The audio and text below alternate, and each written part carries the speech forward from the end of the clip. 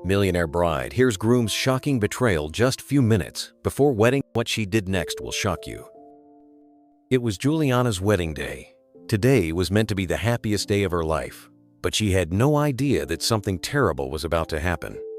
With a soft smile, Juliana held up the edges of her wedding dress and stepped out of her room. She wanted to surprise Peter, her husband-to-be. She walked quietly down the hall, clutching her bouquet tightly. But just as she got to Peter's door, right before her hand touched the doorknob, she stopped. She heard a voice, his voice, laughing on the phone. Curious, she leaned in a little closer, but what she heard next broke her completely. She'll die soon. The pill will shut her down. Whether before or after the vows, it doesn't matter. Once she's gone, everything she owns will be ours. Just make sure she takes one more pill before the ceremony. Juliana felt like ice had rushed through her body. She stood there, frozen.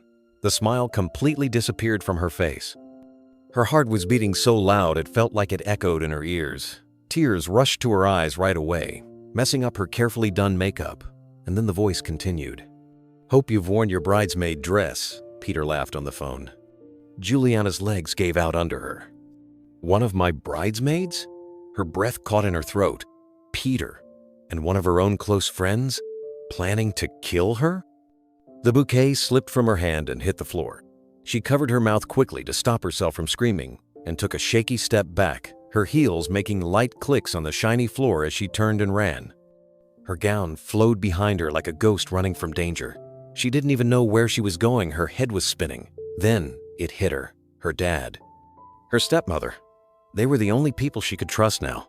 They were both staying just downstairs. If anything happened to her, they had to know the truth. Juliana rushed down the stairs, almost tripping over her dress. Her eyes were getting blurry, and the lights around her started to flicker. Her chest tightened. No, not now, not yet. She bit her lip, forcing herself to keep going. "Stay alive, Juliana. Just a little longer." By the time she got to her father's door, her legs were weak and shaking. She pushed it open with trembling hands. "Dad? Mom?" she gasped, stumbling into the room. Her father and stepmother were sitting and talking quietly. They jumped up the moment she collapsed inside, her wedding gown spreading across the carpet like a broken flower. "My daughter? What's wrong?" her father cried, holding her shoulders. "What happened?" They want to kill me," Juliana whispered, her voice breaking. Who? Who wants to kill you?" It's... Her lips quivered. Then she went silent. Her body went limp in their arms. "Juliana? Juliana!" her father shouted, shaking her gently. "Wake up! What's going on?" But she didn't answer. "Help! Somebody help us!" His voice boomed through the hallway, bouncing off the marble walls. Doors flew open. Footsteps rushed down the corridor. But Juliana just lay there, barely breathing, her face pale. And upstairs, behind a closed door, Peter was still laughing. Screams echoed through the hallway. People came rushing from every part of the hotel. Peter was the first to arrive, his face pretending to be full of panic. "My love? What happened to my bride?" he shouted, pushing through the crowd like he was truly worried. He dropped to his knees beside Juliana and held her lifeless hand. "Please don't do this," he cried, his voice shaking. "You promised we'd grow old together." Tears rolled down his cheeks, but they weren't real. Deep down, Peter's heart wasn't hurting, it was celebrating. Everything was going according to plan. The bridesmaids stood at the doorway, some with hands over their mouths, others wiping their eyes. No one had a clue. Not yet. The hallway was a mess. People were shouting, crying, gasping. The sound of running footsteps bounced off the hotel walls like thunder. Two men carefully lifted Juliana off the floor. Her wedding dress, once full of joy, now dragged behind her like a blanket of sadness. Her bouquet had been stepped on. Her makeup was gone. Her skin looked pale and cold. Peter moved through the crowd again, still acting like a broken groom. "Please, be gentle with her," he cried, pretending to be scared. He got into the back seat of the waiting car, holding her head gently on his lap. His hands were shaking, but not because he was scared. He was excited. He looked like a man in deep sorrow, but inside, his heart was dancing. The driver sped off quickly. Behind them, the sound of screeching tires filled the air as Juliana's father, stepmother, uncles, and some guests followed in their cars. The line of vehicles moved through the city like a sad funeral parade, flashing lights, blaring horns, and hearts full of fear. Inside the car, Peter looked down at Juliana's lifeless body. His lips were tight, like he was sad. But slowly, he reached into his pocket.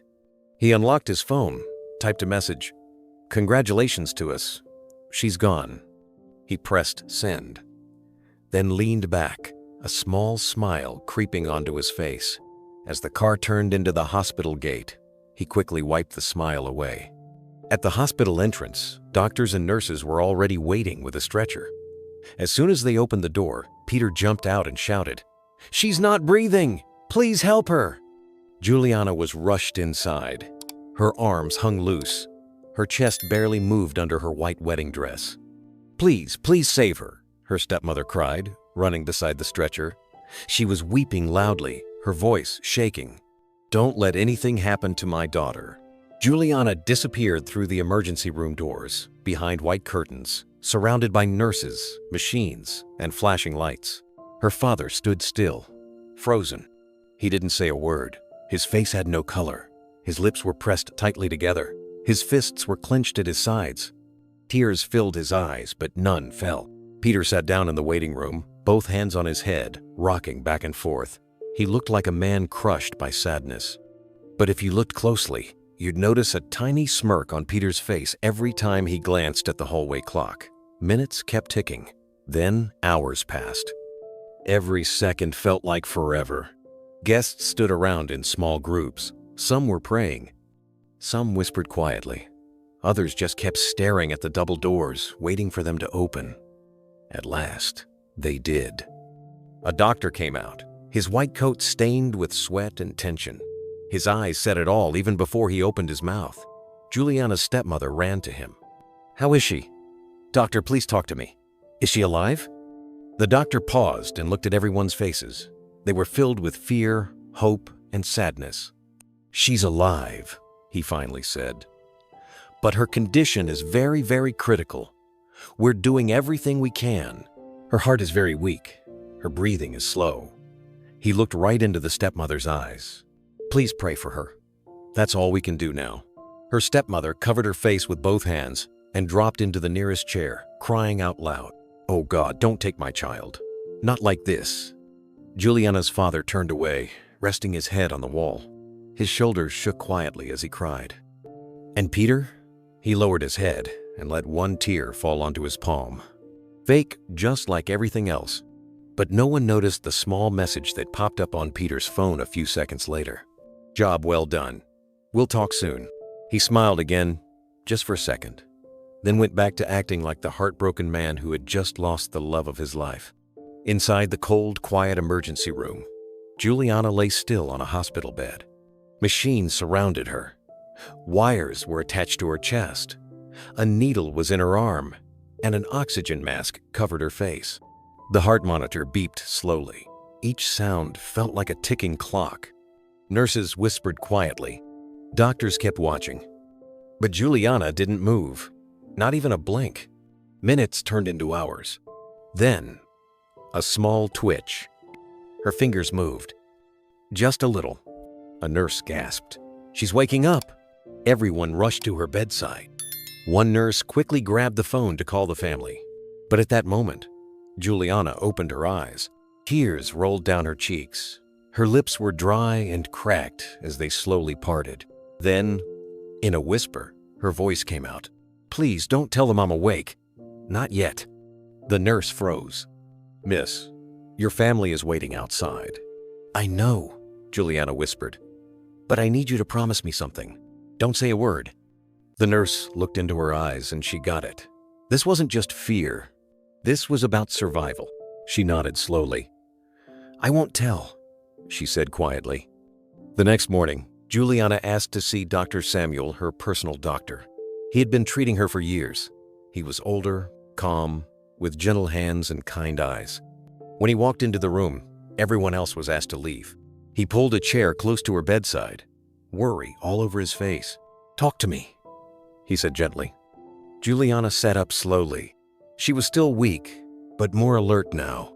Her voice was quiet, but full of pain. "Doctor, someone's trying to kill me. I don't know the woman's name yet, but she's working with Peter." Dr. Samuel's eyebrows pulled together. "Peter? Your fiancé?"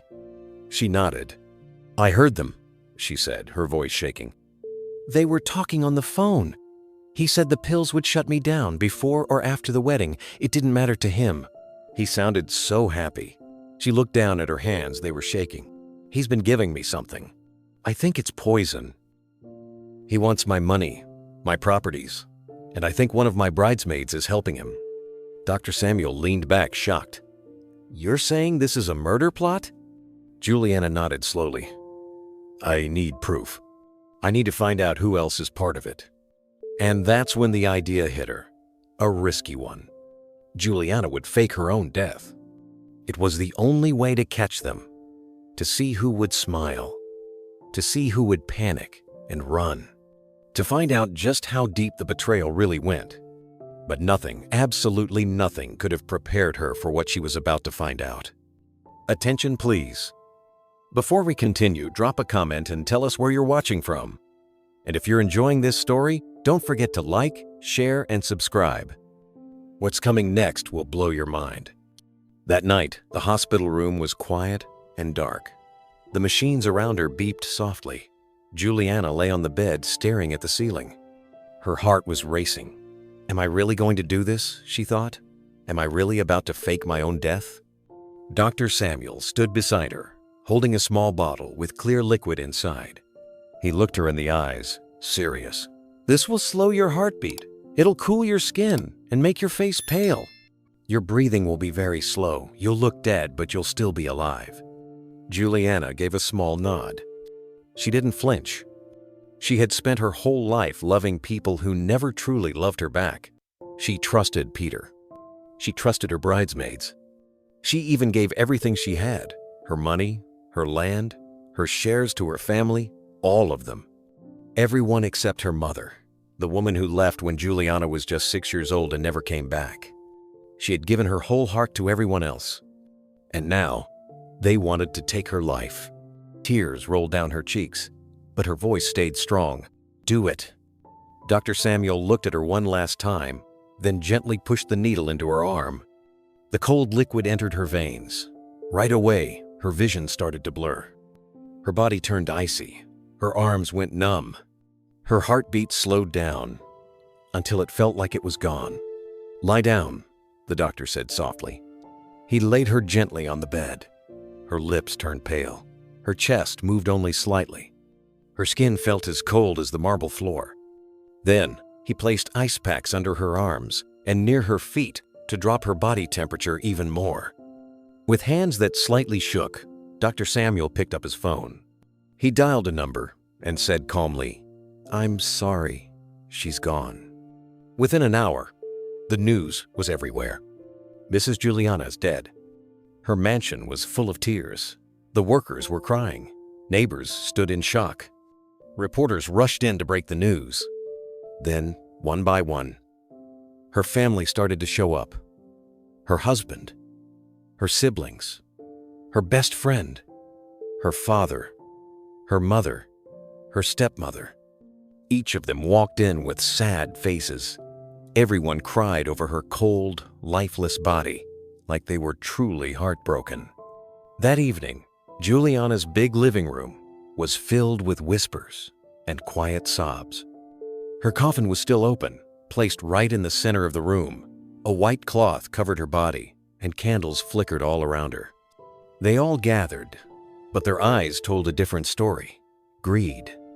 Everyone was waiting for the will to be read. The money, the properties, the beach houses, they were ready to grab whatever they could. Then the lawyer cleared his throat and began to speak. The room fell quiet.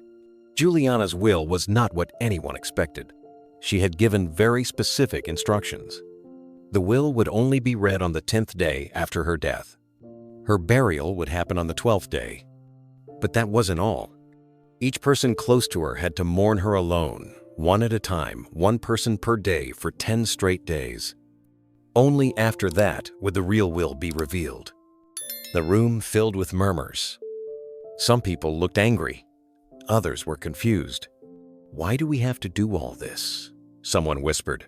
"This is ridiculous," another person muttered. But they had no choice. If they wanted anything from her will, they had to follow Juliana's rules. On the first day, her husband Peter came in first. His eyes were red, and his black suit was neatly pressed. He stood beside her, covering his face like he was deep in sorrow. Then Joan, Juliana's best friend and chief bridesmaid, walked in. She wore a black dress. Her makeup was messy from crying. Juliana lay still, listening closely, her body stiff. "Gone too soon," Peter said quietly, shaking his head. Joan sniffled. She was such a kind soul. Juliana's heart hurt. "I'm sorry, Joan, that I have to put you through this," she thought. But then Peter did something strange. He reached out and held Joan's hand. Juliana's cold body tensed. Joan quickly looked around, then squeezed his hand back. Peter leaned in and whispered, "Finally, we can have everything." Joan giggled quietly. "I can't believe it. We don't have to wait anymore." Juliana's heart shattered. She wanted to scream. She wanted to sit up and ask them why. But she couldn't. Not yet. She had to stay still and keep listening. Then Joan leaned down close to her face and whispered, "The pills work like magic." Juliana's world froze. Her husband, her best friend, they had planned to betray her. But they didn't know she wasn't done with them yet. And soon, they were going to pay. Juliana's cold body felt like it was burning inside. She wanted to scream. She wanted to jump up and grab them both. But not yet. She had to see everything first. She needed to know the whole truth. Peter and Joan stood close, whispering and smiling. "How long do we have to keep pretending?" Joan asked, adjusting her black dress. 10 days, Peter replied with a grin. "Then the will gets read, and we take everything." Joan giggled. "I can't wait to move into that beach house." Peter kissed her on the forehead. "And I can't wait to finally be with you. No more hiding." Juliana felt sick. The man she loved, the one she trusted, was cheating on her. And Joan, her best friend, the one she shared everything with, was a snake. Joan sighed. "It's a shame, though. Juliana was such a fool. Always kind, always giving. If she had been a little selfish, maybe she'd still be alive." Peter laughed. "She never saw it coming." Under the silk sheet, Juliana clenched her fists. Her thoughts were racing. But now she saw everything clearly. And very soon, they would see her. The first secret was out. But how deep did this betrayal really go? She was about to find out. The next day, Juliana's step-siblings arrived. She had always looked after them. She made sure they never lacked anything. She truly believed they loved her for it. But the moment they walked into the room, the truth hit her hard. Her stepbrother, Charles, came in first, rubbing his hands together. "I'm calling dibs on her fancy cars," he said. Her stepsister, Ryan, scoffed. "You can keep the cars. I want the beach house. I've always loved that place." Charles rolled his eyes. "You mean the one you only used for parties?" Ryan smirked. "Exactly. What's the point of a house if you can't enjoy it?" Juliana's heart sank. She had spent years making sure they had everything. She paid for Charles's business.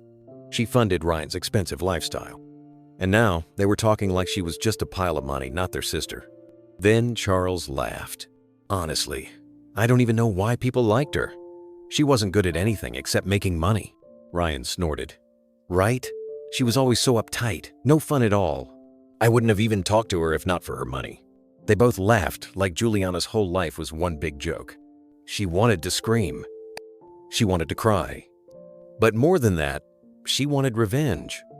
If her husband and best friend were snakes, then her step-siblings were vultures circling her, ready to snatch whatever they could. But who else? How many more had turned their backs on her? She was about to find out. On the third day, Juliana's father came in with his wife, her stepmother. Her father looked pale. His hands shook as he walked up to her body. He stared at her face, eyes full of sadness. "My firstborn, My little girl, he whispered. A tear rolled down his cheek. For a moment, Juliana felt something shift inside her. Could it be? Does he really care? But then, her stepmother gently placed a hand on his shoulder and leaned in close. I know this is hard, sweetheart, she said softly, but look at the bright side. We won't need to ask her for money anymore. Now it's all yours. Juliana froze.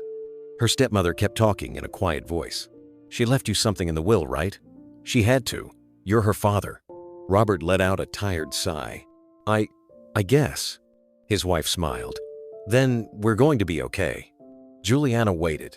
She hoped, begged inside that her father would speak up, that he'd be angry, that he'd defend her. But instead, he just nodded. You're right, he said. I did everything for her when she was growing up. It's only fair. Juliana's heart broke all over again. Her father, the man she once looked up to, was no different from the rest. She had spent her whole life trying to earn his love, always thinking she had to prove herself to him. But now, the truth was right in front of her. He never really cared. He only cared about what she could give him, even her own father. What else was waiting for her in the days ahead? On the fourth day, Juliana's mother arrived. Martha walked slowly into the dim room, her steps heavy, her face pale. Unlike the others, she didn't look around at the big mansion or notice the fancy furniture. She didn't come for the money. She only saw her daughter. Tears filled her eyes as she walked closer to the casket. Her hand shook as she reached out and touched Juliana's cold hand.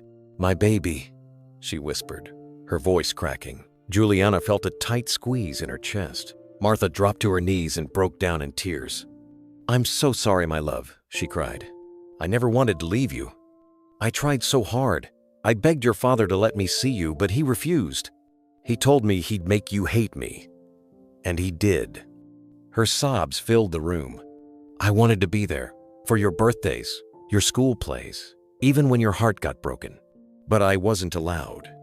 She buried her face in her hands. And now it's too late. Juliana's breath hitched. She had spent her whole life thinking her mother never loved her, that she left without looking back. But now, was that even true? Did her father really keep them apart?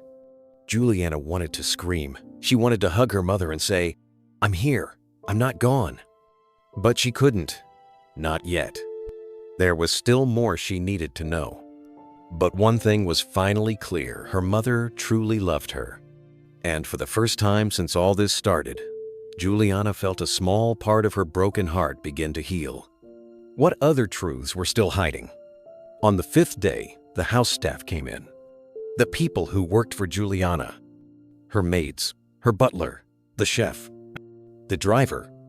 They all stood in a quiet line near her casket. Some cried softly. Others whispered short prayers. Unlike her so-called family, these people looked truly heartbroken. They had loved her, but they were also afraid. Most of them were probably going to lose their jobs. Among them stood David, Juliana's driver. He didn't stand with the rest. He kept a little distance. His face looked pale, and his eyes were full of pain. His hands stayed clenched at his sides, like he was holding something back. As the other staff slowly left, one by one, David stayed. When the last person was gone, he stepped forward. He leaned over the casket carefully, holding the edge with his fingers, eyes locked on her face. His shoulders began to shake. Then, a single tear fell. I'm sorry, Juliana, he whispered. Juliana's heart beat faster. David's voice was shaky, full of regret. I should have told you. I should have warned you. Warn me? Juliana thought, confused. David clenched his jaw. I saw things I should have spoken up about, he said, his body shaking. Your husband, your best friend, they weren't who you thought they were. His voice cracked. I wanted to tell you, but I was scared. I thought you wouldn't believe me. Juliana's chest tightened. He knew. He had known the whole time. Then, in a soft, shaky voice filled with pain, David whispered, I love you, Juliana. I always have. His breath caught. More tears rolled down his face. From the first moment I saw you at that mall, I just knew. My heart was yours. He gripped the edge of the casket tighter. his whole body trembling. "I wanted to tell you so many times. But how could I?" he said, voice cracking again. "A man like me? Loving a woman like you?" He let out a bitter laugh. "So I did something else. I gave up everything. Took the job as your driver, just to stay close to you. Just to see you every day." His chest rose and fell quickly. His eyes shut tight. His hands were still shaking. But now it was too late. His tears fell onto her still, cold face. And for the first time in days, Juliana wanted to cry too. But one thing was clear now: David wasn't like the others. He had loved her, truly. Now she needed to uncover the truth he was too scared to say out loud. What did David see? Why didn't he speak up sooner? "I hope, wherever you are, you find peace, Juliana," he whispered one last time. Then he turned and slowly walked away. Juliana didn't move, but her mind was spinning. On the 10th day, everyone came back dressed in black. Their faces looked sad, but it was all fake. Inside Juliana's big mansion, they sat together, whispering in low voices, pretending to grieve. But deep down, they were just waiting. Waiting for the will to be read. Waiting to grab her money and everything she owned. Then the lawyer walked in. The room went quiet as he placed his files on the table and pulled out a small flash drive. "Before we begin," he said firmly, "Mrs. Juliana had one last request. You all have to watch this first." He walked over to the big television on the wall and plugged in the flash drive. The screen lit up and chaos followed. The first video showed Peter and Rachel, Juliana's husband and best friend, holding hands, laughing, and walking into a hotel together. Gasps filled the room. Faces turned pale. Peter jumped up shouting, "Turn it off!" His voice was full of panic. But the lawyer took a step back. "This was Juliana's wish. We're watching it till the end." The room went completely silent. More videos played secret meetings, quiet whispers, sneaky kisses. The betrayal was obvious. No one could deny it anymore. By the time the screen went black, nobody in the room could look anyone in the eye. Then, the words, "My will," appeared on the screen. And there she was, Juliana, alive. She looked beautiful, confident, and completely calm. "Now that I've seen how much you all truly loved me," she said, her voice dripping with sarcasm, "here's my will." She looked straight into the camera. Her face turned serious. "To my dear ex-husband and childhood best friend, the two people I love the most, from this moment, you will lose everything I ever gave you." Gasps filled the room. Divorce papers had been sent. "You're walking away with nothing." Michael's face turned pale. Joan held her chest in shock. "To my step, siblings, Charles and Ryan, $1,500 each. Take it and never come near me or anything I own again. To my father and his new wife, I'm giving you $1 million. Not because I love you, but so my hate won't fall on your children. After today, we are strangers." Tears welled up in Robert's eyes. Then Juliana's voice softened. "To my mother, Martha, I'm sorry. Sorry for pushing you away all these years. Starting today, I'll try to make things right." A loud sob escaped Martha's lips. Then Juliana smiled softly.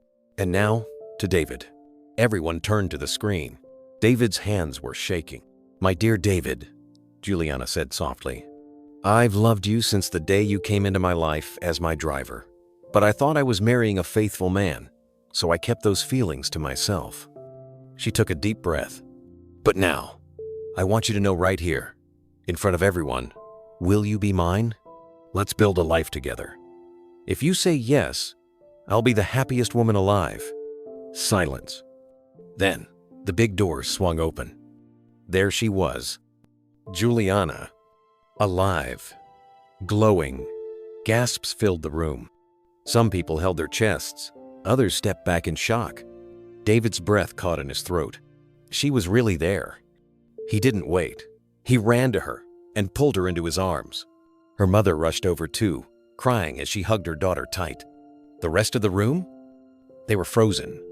Their secrets were out. Their futures were destroyed. Juliana had won. And this was just the beginning. Just as the shock was starting to settle, a loud knock hit the mansion's grand doors. Before anyone could react, the police stormed in. "Peter and Joan," the lead officer said, his voice echoing through the quiet room. "You're both under arrest for attempting to murder Mrs. Juliana Brown." Gasps filled the room. Peter's eyes darted around, looking for a way to run. Joan's hands were shaking as she held onto her dress tightly. "This is insane," Peter shouted. "Juliana is right there. She's alive. How can you arrest me for murder?" Joan nodded quickly. "We love Juliana. We would never hurt her." But the police didn't care. Two officers stepped forward, grabbed their wrists, and locked cold handcuffs around them. Then they started dragging them away. Peter struggled, his face full of panic. "Juliana, tell them!" he yelled. "You know I loved you!" Juliana stepped forward slowly. Her eyes were burning with anger. "Love me?" she said sharply. "You gave me pills every single day, Peter. You drugged me." "For what? To slowly kill me?" Peter clenched his jaw. He didn't say a word. Joan was crying. "Shut up, Joan," Peter snapped. The officers didn't wait. They pulled both of them out and shoved them into the police van. The doors slammed shut. Juliana stood there, watching them get taken away. Two people she once loved. Now, they were nothing but strangers. Her hands were shaking. Then, a warm hand touched hers. It was David, standing quietly beside her, his fingers gently wrapped around hers. "You're free now," he whispered. Juliana took a deep breath, and for the first time in years, she felt it. Freedom. Did you learn anything from this story? Let me know in the comments section. Tell me everything you learned from this story. Please, leave your answers and join the conversation below in the comments section. If you enjoyed watching and listening to this story, then click on that like button and subscribe to this channel now so that you can see more of my interesting stories and folktales. Thank you so much for watching this video to this very end. Click on any of the video links above to watch more of my interesting stories on this channel.